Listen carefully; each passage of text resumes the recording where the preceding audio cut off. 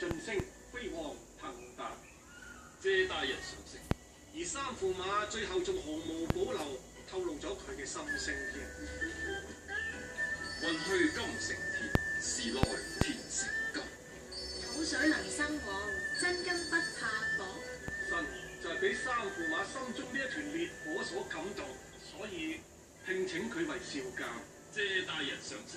今日請三駙馬到嚟，一嚟係通知三駙馬呢個好消息，二嚟係要將少府監嘅典籍俾三駙馬參詳，等你了解下少府監日常嘅運作，然後神再上報朝廷，一經批核，三駙馬就可以正式上任啦。恭喜你嘅駙馬，你嘅努力得到回報啦！